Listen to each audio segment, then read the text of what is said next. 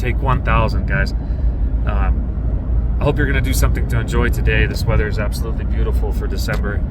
I'm going to take my 10-year-old chocolate boy Hobbs camping. I'm going to go up to the 11-mile area and just chill out with my dude and have a little breaky poo. Listen, for those of you that are expecting a Friday update, I will get it out this weekend. I apologize. It's been a little bit nutty with work. You know, it's Saturday afternoon. I'm going to my next appointment, and then my next appointment after the one I just had. I'm grateful for it. I'm grateful for the camping trip, and from all these appointments and life experiences, I want to share something about housing with you guys that I just recently have seen. I want to start by saying that there's more than one way to sell a house, right? You could do something as simple as agree with your friend that your friend is going to buy your house. You do something as simple as a quitclaim deed, have that recorded with the county. Now it's your friend's house. You've had a change of title.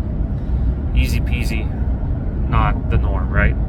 The norm is you call either a really great realtor or a really shitty realtor or a super mediocre realtor, and that realtor does either a great job of marketing your property or a really shitty job of marketing your property. But chances are, at a bare minimum, that property is ending up on the MLS. And that's important because the MLS kind of levels the playing field. Even if you have the world's shittiest pictures and piss poor marketing on the MLS still guarantees that there's going to be eyes on that property. And if your agent is like really bad at pricing things and significantly underprices your listing, the MLS is going to give the market a chance to correct that error, as long as your agent doesn't get in the way of it completely. Now, a great realtor is going to, do things the right way. They're going to have proper comps. They're going to have terrific marketing.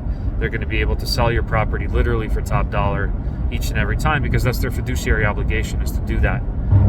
And I just want you guys to remember the words fiduciary obligation, because the real estate profession is one of the few that has that. Okay, so but there's no need to really elaborate much more on that. We all know how realtors work roughly, and our expectations of what realtors do. There's a third option, and this is something I really want you to consider. Like, before you call a realtor, before you call several realtors to interview them, I encourage you to reach out to some of these iBuying companies. And here's an anecdote from real life that I just witnessed. So before the election, I had a family that I sold them this house in 2020, and before the election, they reached out to this iBuyer who made them an offer of $370,000. At $370,000, they would barely break even. It wasn't worth it to them, so they called me. They said, "Hey, dude, we want to sell our house." I said, "Cool. I think we can get about $460,000 out of it, and that's before we subtract any realtor fees, any closing costs, any of the customary fees like title insurance and things of that nature."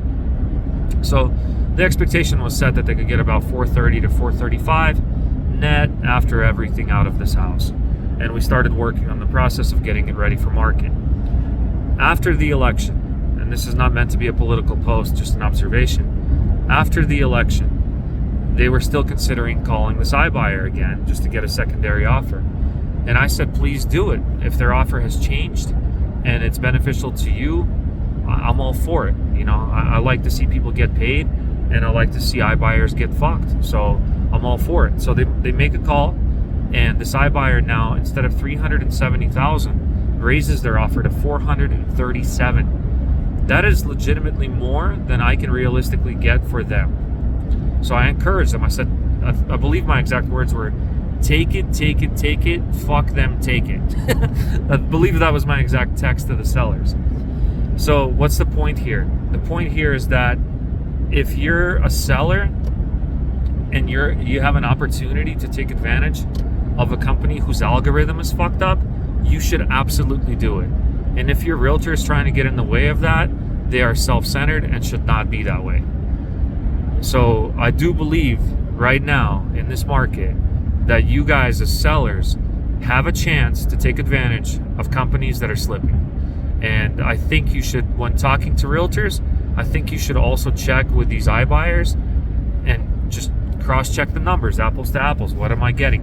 Because let me tell you, man, that selling a house isn't always fun. And if you can get the same or more out of an iBuyer without the brain damage of dealing with more people, you should do that 100% of the time. Will I get paid for that? No.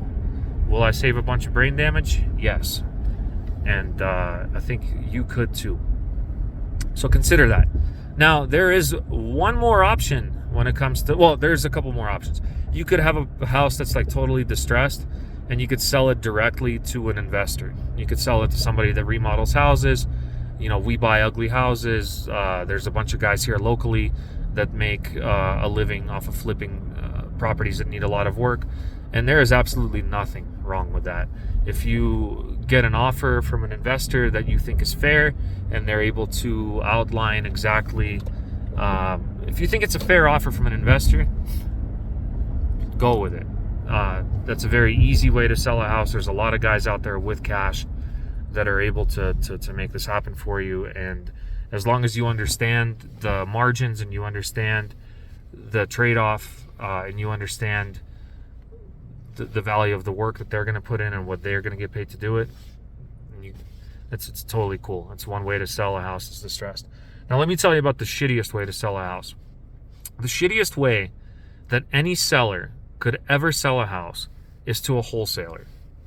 I want to do this in such a way where I don't shit all over wholesalers directly, but I don't think I can do it without shitting all over wholesalers directly. Because, for lack of better words, wholesalers are the scum of the real estate market. And here's why, okay?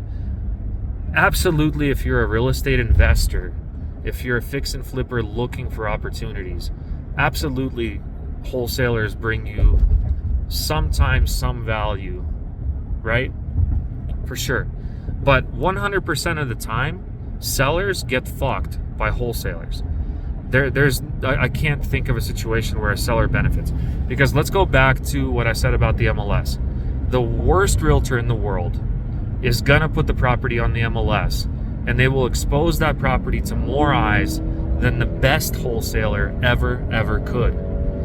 Now, the worst realtor in the world might still charge you 3%. Maybe they'll charge you 4%. Maybe they'll charge you, I don't know, whatever you guys agree to, right? But the realtor fee generally, right? Like generally, let's remember there's never a standard in real estate commissions. But let's say that like a full commission that a realtor would be happy to get would be 6%, that they would split 3 and 3 with another agent. Let's say the realtor finds the buyer for you themselves and charges you 6%. Okay, that's like top dollar retail, like what realtors shoot for, right? Not a standard. A lot of people work for less, but let's just say 6% is a number. What wholesalers do is they reach an agreement with a seller, and then they sell that agreement to the next party. So they're literally reaching an agreement with a seller that is below market value, so that they can then skim the difference between their agreement and market value by selling the contract itself to the end buyer, who's then going to do whatever work to get the house to market value, right? So I have seen this to where the wholesaler will market a property for, let's say, $200,000, and then they sell that property to the next person for $260,000, $270,000. So look, that's a lot more than 6%, first of all, and second of all, that's fucking the seller out of a crazy chunk of equity, right? So rather than selling a property to a wholesaler, what you could do is have the worst agent in the world put it on the MLS, and you will get more traffic. Hands down, there's no ands, ifs, or buts about it. You could say like, oh, but I don't want any showings, I don't want this, I don't want that. Wholesalers are still going to show your property. They're just going to make a shit show out of it. They're going to make a 1-day or a 2-day event where you basically have an open house with, you know, dozens of people coming through it. And you got to understand that like the worst agent in the world can do that too. So the reason I say this is like, we just, you know, one of our listings, we just got a call on it. Listing closed for $575. Sold, closed, $575. I get a call from this guy pretending not to be a wholesaler until, you know, like not all realtors know how the underside of this business works. I grew up from that side into the license side of things, and so, you know, I ask different developing questions when I talk to people. And so I'm like, hey bro, like, you know, what was the proposal you sent? Right? First of all, the word proposal is kind of like a red flag, because like nobody calls offers proposals in our marketplace. We call them offers, or we call them contracts. Just like pretty much only douchebags use the word proposal. But what was the proposal, dude? I asked this feller, and he's like, oh, you know, I think it was like 440. I'm like, oh, so like 135 grand less than market value as dictated by the closing we just had on this property, right? So I just don't see the value. This is basically bottom feeders. These are people that are trolling listings, you know, writing hundreds of offers every week to try to catch somebody slipping so that they can then fuck them out of their equity. And I know a few of the wholesalers here locally, and maybe you guys are going to see this video, and honestly, I don't give a fuck. Like, you mean nothing to me the same way I mean nothing to you, and so eat a dick. So yeah, if you're selling houses, the easiest and best way to do it is to just sell it to somebody that you like for a number that you agree upon. The second best thing you can do is call a really, really great realtor. While you're calling a really, really great realtor, you should also shop iBuyers, because there's a chance that you might fuck them. But if that's not good enough for you and you want to be the one that gets fucked, you should call a wholesaler. Over and out.